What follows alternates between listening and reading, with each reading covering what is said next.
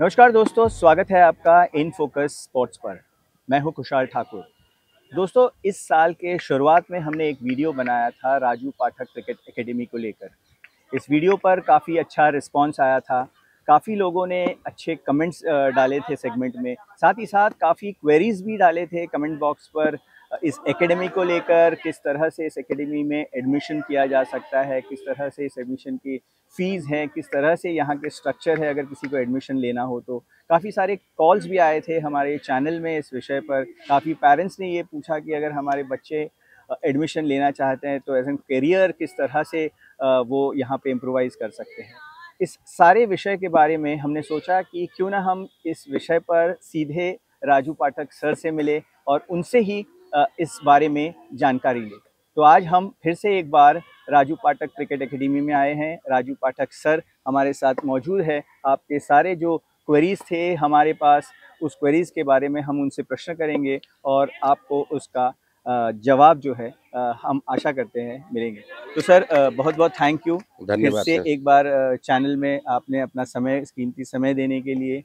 Sir जो हमने पिछला वीडियो आपका बनाया था, जी। आपको भी उस सिलसिले में मैं काफ़ी बार आपसे बात हुई कि काफ़ी सारे कॉल्स आ रहे हैं, काफ़ी सारे लोग उत्सुक हैं, जानना चाहते हैं कि अगर राजू पाठक एकेडमी को जॉइन करना हो तो क्या प्रोसेस है? क्योंकि इन्फॉर्मेशन उसमें आपने तो एक लेवल ऑफ एडमिशन्स का बताया था, बट अगर किसी नए बंदे को आपके एकेडमी में जॉइन करना हो तो क्या प्रोसेस है? क्या फॉलो अप करना होगा उनको? ऐसा है कि एकेडमी में ज्वाइन करने के लिए तो पहला वो क्रिकेटर अच्छा होना चाहिए। उसका पोटेंशियल हम लोग इधर जब पेरेंट्स बच्चे को लेके आते हैं और खुद इंडिविजुअल बच्चा भी आता है हमारे पास, तो हम लोग उसको देखते हैं कि कैसा करने का है। तो हम पहला बच्चे में टैलेंट देखते हैं, उसकी चाल चलन देखते हैं, उसका लगन देखते हैं कि वो क्या इस लायक है, कैपेबल है, खेलने लायक है क्या नहीं है। पहला पहला ये मेरा फंडा रहता है कि ये देखने का कि वो है क्या नहीं है। उसके बाद अगर वो रहता है तो फिर हम उसको अपने अकेडमी में एडमिशन देते हैं। तो सर प्रोसेस क्या होता है? कोई सिलेक्शन ट्रायल्स आप लेते हैं या नहीं, फिर किस सिलेक्शन तरह से? ट्रायल ऐसा नहीं रहता, लेकिन अब सिलेक्शन वही हो गया कि जैसा मतलब एकेडमी में बुला के एक दो दिन देखते हैं उसकी चाल चलन, बाकी के रवैये, डिसिप्लिन वगैरह, मोटिवेट कैसा करता है क्या नहीं, वो सब देखते हैं। और क्या, हम तो कोई ज्योतिषी नहीं कि बता सकते क्या कर सकता है, लेकिन ये सब बातें जो है बारीकी से देखते कि भाई उसके पास वो उसमें लगन है क्या नहीं, उसको सीखने की इच्छा है क्या नहीं। अगर उसको रहता तो हम लोग उसको एडमिशन देते। दूसरे प्रश्न पे आने से पहले मैं अपने व्यूअर्स को बताना चाहता हूँ जिन्होंने इससे पहले का जो राजू पाठक एकेडमी के ऊपर वीडियो बनाया था, अगर वो वीडियो आपने नहीं देखा है तो वो वीडियो आप ज़रूर देखिए, बिकॉज उस वीडियो में इस एकेडमी के बारे में और राजू पाठक एज एन कोच किस तरह से वो लोगों को स्टूडेंट्स को ग्रूम करते हैं, इस विषय पर हमने उनसे बात की थी। नेशनल लेवल पे कई खिलाड़ियों को उन्होंने प्रोड्यूस किया है जब वो स्कूल के कोच रह चुके हैं। पृथ्वी शॉ, यशस्वी जायसवाल जो अभी करंटली भारत को रिप्रेजेंट कर रहे हैं साउथ अफ्रीका में, ये सारे लोग राजू पाठक सर के जो स्कूल लेवल पे कोचिंग होते थे उस समय पे वो स्कूल्स में मौजूद थे। तो ये आपको अगर लिंक इसका चाहिए तो हमने डिस्क्रिप्शन में इसका लिंक डाला हुआ है, आप ज़रूर उसको देखिए। इस वीडियो के साथ साथ अगर वो आप वीडियो देखेंगे तो आपको इस एकेडमी के बारे में, राजू सर के बारे में पूरी जानकारी मिलेगी।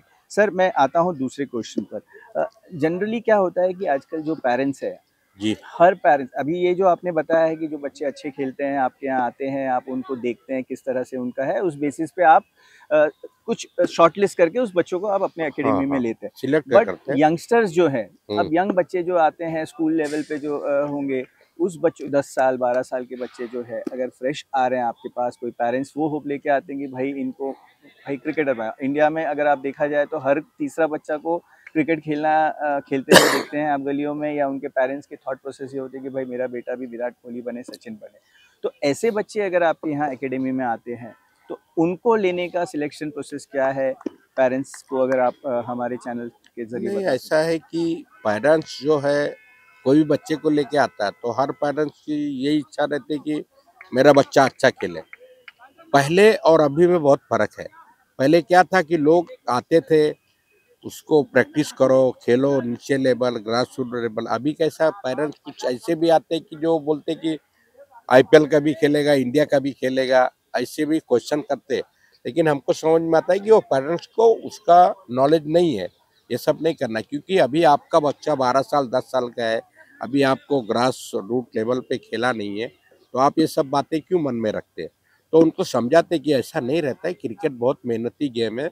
और हमारे हिंदुस्तान में 11 ही खेलते हैं, 140 करोड़ की आबादी में 11 ही बच्चे खेलते हैं, 15 रहते, 11 खेलते हैं। तो उसमें से जिसकी नसीब है, जो अच्छा मेहनत करेगा, तगड़ा करेगा, नसीब के ऊपर भी है, और मेहनती रहेगा, लगन से करेगा, तो वो जरूर एक ना एक दिन सक्सेस हो जाएगा। लेकिन आप पहले लेके आओगे, दूसरे तीसरे दिन बोलोगे, आपका क्वेश्चन नहीं रहेगा कि मेरा बच्चा क्या खेलेगा, तो फिर वो हम उसको ऐसे बच्चे को नहीं लेते। हम बोलते कि भाई आप किधर दूसरी जगह देख लो, इतना जल्दी ये सब काम नहीं होता। सर जनरली एक इसी से जुड़ा एक और प्रश्न है कि अगर एकेडमी ज्वाइन करना है कोई यंगस्टर्स बच्चे को, जो अगर छोटे एज से ज्वाइन करना है, तो एक समय, सही समय एज क्या होगा किसी बच्चे को ज्वाइन करना। दूसरा सवाल इससे कनेक्टिंग ये है कि कई बार ऐसा देखा जाता है कि पेरेंट्स चाहते हैं कि बच्चा क्रिकेट खेले, इसलिए उसको क्रिकेट में डाला जाता है। तो क्या ऐसे बच्चे जो क्रिकेट, शायद उस एज में उनको क्रिकेट की समझ इतनी नहीं हो, बट पेरेंट्स डालने की वजह से वो क्रिकेट खेलने के लिए आते हैं, ऐसे बच्चे भी ग्रूम होकर आगे चल के उसमें इंटरेस्ट जनरेट करते हैं, या फिर वो जबरदस्ती वाला मामला हो जाता है? नहीं, ऐसा रहता है कि कोई भी बच्चा कोई भी एकेडमी में आता है, छोटा है बड़ा है, मतलब मोस्टली जो एकदम आपने जो पहला सवाल पूछा वो कि इसके लिए 8 साल 7 साल बेटर है। उसमें डालो तो उसको बच्चे को हम लोग बेसिक बेसिक सिखाते, ग्रूम करते, उनको बताते हैं स्टैंड कैसा है, बैट कैसा पकड़ना, बॉल कैसा पकड़ना है, सारी बातें रहती है। लेकिन अभी कुछ बच्चे ऐसे रहते हैं कि उनके बच्चा इंटरेस्ट है क्रिकेट में और पेरेंट्स को इंटरेस्ट नहीं है, और कुछ ऐसे रहते कि बच्चे को इंटरेस्ट नहीं, पेरेंट्स को इंटरेस्ट। तो फिर उनको हम बोलते कि आप अपने आप में समझ लो कि क्या करना है। क्यों, अगर आप इस फील्ड में उतरोगे तो आपका थोड़ा सा तो एजुकेशन के लिए कुर्बानी देना होगा। लेकिन आजकल जरूरी क्या है, क्रिकेट के साथ एजुकेशन बहुत जरूरी। एजुकेशन आपका अच्छा होना चाहिए। हमारे पास जो भी आता है हम पहला उसको पूछते हैं, आप किस क्लास में पढ़ते हो, कौन सा स्कूल में पढ़ते हो, आपका पढ़ाई कैसा है, एजुकेशन कैसा है। और हम उसको ये भी बोलते हैं कि आप खेलने के साथ साथ आप पढ़ाई भी करो, आप स्कूल बराबर जाओ, ऐसा रहेगा तो ही मैं आपको एडमिशन दूंगा। अदरवाइज आप ऐसा नहीं कि खाली क्रिकेट खेले 3 घंटा 2 घंटा 3 घंटा खेले, फिर बाद में स्कूल नहीं जा रहे, फिर वो सब गलत बात हो जाती है। तो एजुकेशन मोस्ट इम्पोर्टेंट है, खेल के साथ साथ पढ़ाई जरूरी है। बट तो क्या हम उसको पहले बच्चे को बताते कि पढ़ाई पहला, फर्स्ट एजुकेशन, सेकंड गेम।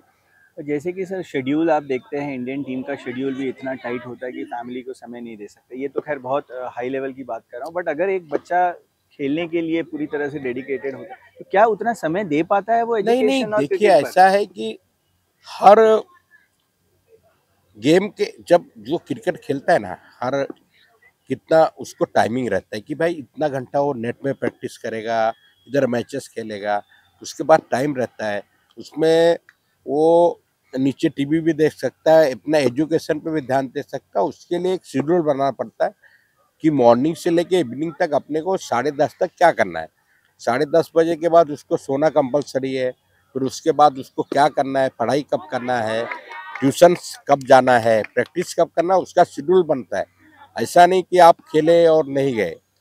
तो आप इसमें गलत फहमी में नहीं रहना चाहिए, क्योंकि जब शेड्यूल बन जाएगा कि भाई हर देखो, करने वाले के लिए सब कुछ लाजमी कोई भी कर सकता है, लेकिन उसके अंदर वो करने की क्षमता होनी चाहिए, उसको दृढ़ संकल्प होना चाहिए कि मेरे को करना है। अदरवाइज बहुत सारे बच्चे ऐसे रहते हैं कि अब मैं क्रिकेट खेलूंगा, इंडिया खेलूंगा, पढ़ाई नहीं करते, फिर वो दोनों तरफ नहीं रह जाते। अभी देखो, इतनी अपने जनसंख्या भारत की है, इतने लोग हैं, इतने कंपटीशन है, तो हर कोई तो खेलेगा नहीं।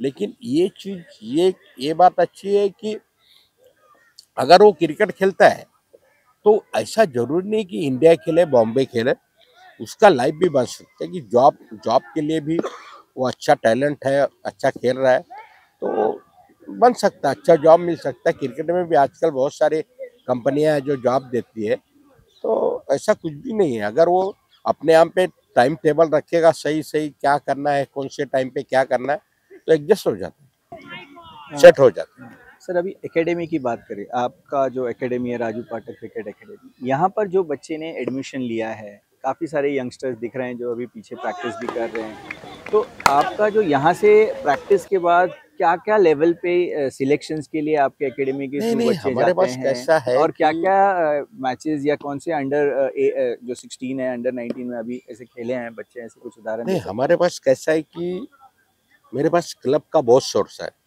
मतलब मेरे पास एमसी के क्लब बहुत है, जान पहचान के अपने दोस्तों में है, अपने पास भी है दोस्तों यारों में।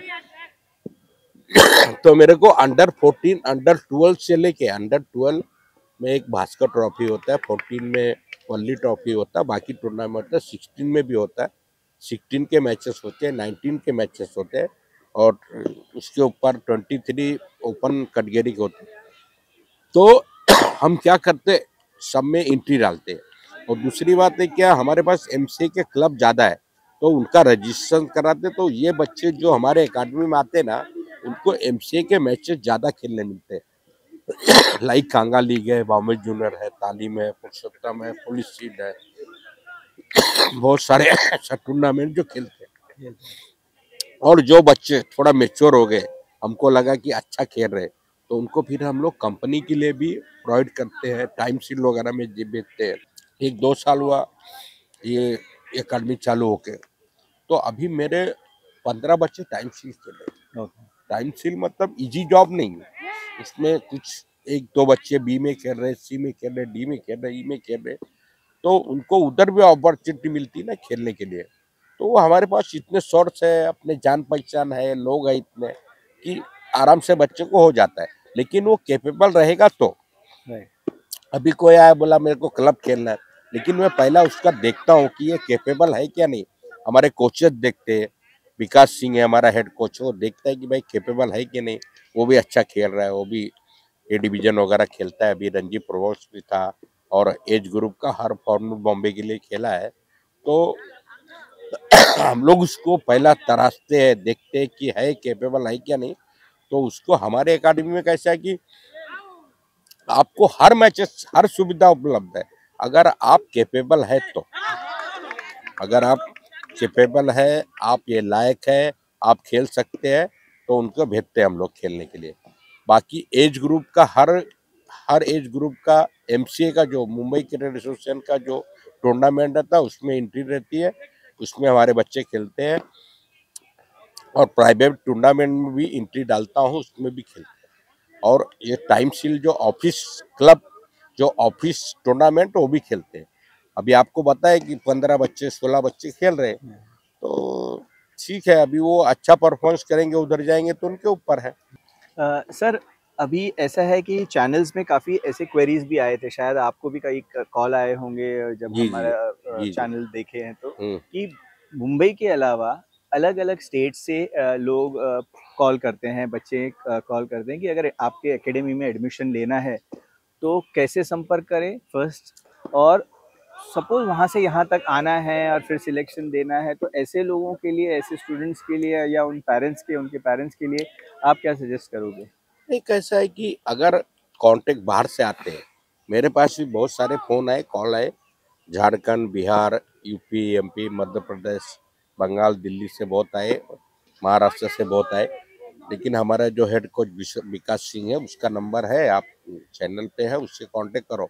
लेकिन बाहर से बॉम्बे में समस्या ये है कि डॉक्यूमेंट, आपको एमसीए कार्ड बनना बहुत जरूरी है। आप आते हो तो इधर, अगर बॉम्बे में आते हो तो आप एमसीए के मैचेस नहीं खेलोगे तो कुछ फायदा नहीं। तो उसके लिए प्रॉपर हम उसको पूछते हैं कि आप रहोगे कहाँ, आपका रिलेटिव है क्या नहीं इधर। अगर रिलेटिव कोई है, चाचा है, काका है, मामा है, दादा है, नाना है, कोई भी रहता है, तो वो उसमें राशन कार्ड में उसमें सब हो जाता है। बाकी तो अलग, तुम अकेला आओगे तो तुमको डिफिकल्टी होगी ना डॉक्यूमेंट बनाने के लिए। तो हम पहला उसको पूछते हैं कि तुम्हारे पास डॉक्यूमेंट्स है क्या, आप किस बेसिस पे आ रहे हो। राइट। खाली प्रैक्टिस करने आ रहे हो, खेलने आ रहे हो, अलग बात है। लेकिन आपको इधर लाइफ बनाना है, करियर बनाना है, कुछ करना, तो फिर आप उसके लिए रेडी है क्या? डॉक्यूमेंट्स बनाना पड़ता है। तो आपको वो डॉक्यूमेंट्स कैसे बनेगा, वो आपको पता है कैसे बनेगा। उनको बताता हूँ कि इधर इधर ये चीज़ प्रोवाइड रहती, ये एमसीए पूछती है, ये कंपनी वाले पूछते हैं, ये इतने इतने डॉक्यूमेंट्स चाहिए। उसमें बर्थ सर्टिफिकेट, आधार कार्ड है, राशन कार्ड है, इलेक्ट्रिक बिल है, फिर आपका रूम एग्रीमेंट है। तो वो आपके पास है क्या? नहीं, आप वो कैसा करोगे? तो सर ये जिस तरह से आपने डॉक्यूमेंट्स बताया, खासकर जो यहाँ के स्टेट के बाहर से जो लोग हैं या स्टूडेंट्स हैं जिनको लेना है documents, in the sense sir कि अगर एमसीए का टूर्नामेंट्स खेलते हैं तो एमसीए के लिए आपको मुंबई में होना और मुंबई के रेसिडेंट्स का डॉक्यूमेंट्स होना जी, ज़रूरी है। उसमें क्या मुंबई का रेसिडेंट होना जरूरी है, और वो भी आपका एक डेढ़ साल पुराना होना चाहिए। आप आओ इधर, एक दो साल प्रैक्टिस करो, अपना डॉक्यूमेंट्स बनाओ। आपका इसीलिए मैंने आपको पहले बताया कि आप मैं जो भी कोई कॉल्स मेरे पास आते हैं, जो कोई पेरेंट्स मिलने आते हैं, उनको पहला पूछता हूँ कि आपका कोई रिलेटिव है क्या इधर, कोई रिश्तेदार है क्या, आप रहेंगे कहाँ, कैसा करेंगे। क्योंकि मुंबई बहुत इजी चीज नहीं है। इधर तो बहुत महंगाई है, सब कुछ है, बहुत कंजेस्टन है। आदमी के इधर समय की कीमत, पैसे की कीमत नहीं, इधर समय की कीमत ज्यादा है। आप ये सब कर पाओगे क्या? अगर वो एग्री है, करता है, तो फिर ठीक है। अदरवाइज अगर वो नहीं कर पाता तो फिर उनको बता देता हूँ कि भाई अगर आपको प्रैक्टिस करना तो आप आ सकते हो, बाकी अदरवाइज आप नहीं खेल पाओगे। सर आप स्कूल कोचिंग लगभग आई थिंक 15 साल से ज़्यादा, 25। 25 25 साल तक आपने स्कूल में क्रिकेट कोचिंग की है। अब पिछले 2 साल से आप अपना एकेडमी भी चला रहे हैं। क्या डिफरेंसेस है वहाँ के लेवल पे कोचिंग करना और यहाँ के लेवल पे, और क्या वजह है कि आपने अभी अपना खुद का एकेडमी मतलब शुरू किया है? नहीं, ऐसा है कि स्कूल लेवल पे कोचिंग करना अलग बात है, और एकेडमी का चलाना अलग बात है। क्योंकि स्कूल में जो रहता है वो सब फैसिलिटी स्कूल देती है आपको। जो भी रिक्वायरमेंट है, जो भी चीज़ है, वो स्कूल देती है। एकेडमी में हमको सब अपने से करना पड़ता है। तो फिर वो अब स्कूल में कैसा रहता है कि स्कूल में बच्चे चौथी पच्चीस से हो जाते हैं, तो वो 6 साल 7 साल से जो आपको बताया, तो स्कूल में थोड़ा थोड़ा वो बेंच पे बैठते ग्रूम हो जाते। अब इनको अपने को डायरेक्ट ग्रूम करना पड़ता है, इनको बनना पड़ता है। और ऐसा है कि मैं एकेडमी क्यों चालू किया, क्योंकि अभी मैं रिटायर हो गया उधर से। तो मैं बोला अभी क्या करूँगा, तो अपने को कुछ करना है। मैं वैसे स्कूल में 25 साल किया, कॉलेज भी था, क्लब भी था, सब चीज़ किया है। चलिए सर, बहुत बहुत थैंक यू हमारे साथ समय बिताने के लिए, धन्यवाद, इन्फॉर्मेशन देने के लिए हमारे दर्शकों को आपके एकेडमी के बारे में और यंगस्टर्स को कि अगर आपको एज एन क्रिकेटर परस्यू करना है करियर, तो it's not only cricket but आपको एजुकेशन पर भी ध्यान देना है, और डिसिप्लिन, जो कि हर फील्ड में डिसिप्लिन इम्पॉर्टेंट होता है, डिसिप्लिन होना बहुत ज़रूरी है। तो दोस्तों फ़िलहाल के लिए हमारी तरफ से इतना ही। हम इसी तरह के और एकेडमी के थ्रू आपको इन्फॉर्मेशन देते रहेंगे, किस तरह के एकेडमीज़ है, किस तरह के कोचिंग लेवल है। और राजू पाठक एकेडमी में अगर आपको ज्वाइन करना हो तो डिस्क्रिप्शन में और नीचे चैनल पर उन एकेडमी का नंबर दिया हुआ है, आप वहां पे कांटेक्ट कर सकते हैं इनके हेड कोच विकास सिंह से, और बाकी जो इन्फॉर्मेशन आपको चाहिए वो साझा करेंगे विकास सिंह। तो फिलहाल के लिए दोस्तों हमें दीजिए इजाज़त। हमारी तरफ से इतना ही। हमारे सहयोगी तेजविल पवार और मैं खुशहाल ठाकुर इन फोकस स्पोर्ट्स के लिए धन्यवाद। जय हिंद।